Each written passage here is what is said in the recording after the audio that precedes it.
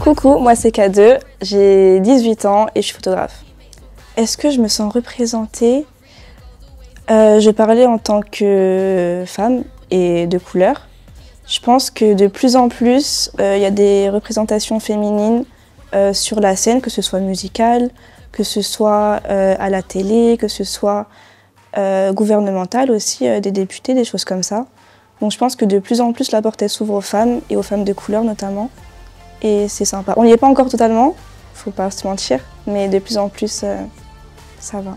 Je pense que ce que notre génération peut apporter aux générations précédentes, premièrement c'est la diversité, l'ouverture d'esprit, aussi ça va un petit peu ensemble à ce niveau-là, et aussi au niveau écologique, parce qu'on récolte leurs frais.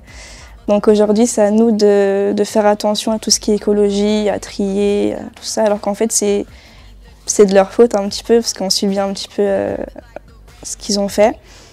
Donc oui, on pourrait les éduquer, pas forcément, mais leur apprendre à ce niveau-là, quoi.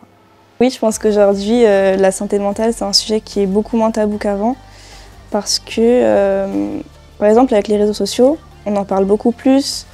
Il y a aussi beaucoup plus de psychologues, beaucoup plus de prise en charge, beaucoup plus d'hôpitaux psychiatriques qui ont ouvert, des choses comme ça. Et on en parle aussi beaucoup à l'école. Donc c'est quelque chose qu'on a beaucoup appris, nous, cette génération-là. Et c'est quelque chose qui est super important aussi pour pouvoir grandir sainement et se former, devenir les personnes qu'on a envie d'être.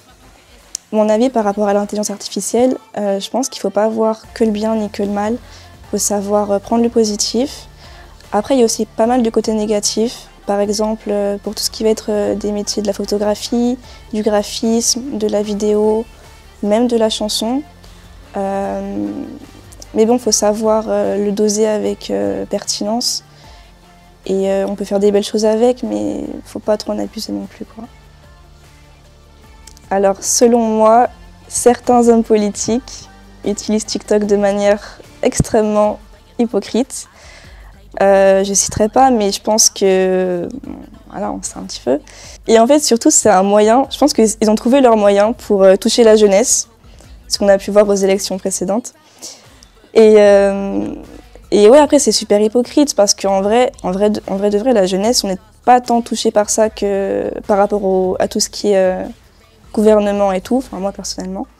Et c'est vrai que de plus en plus, on se balade sur les réseaux sociaux et on voit des posts, on voit des TikTok avec des musiques de fond super joyeuses, des trucs comme ça qui essayent de nous amadouer un petit peu. Moi, je pense que par rapport à ça, il faut savoir faire la part des choses et différer le vrai du faux, les réseaux de la réalité et de leur vrai, enfin derrière leur vrai bord politique et savoir pour qui on veut voter, tout ça. C'était K2, merci d'avoir regardé. À la prochaine. Top of the world like a copperless. Write what I know like a novelist. Nurture and grow like a botanist.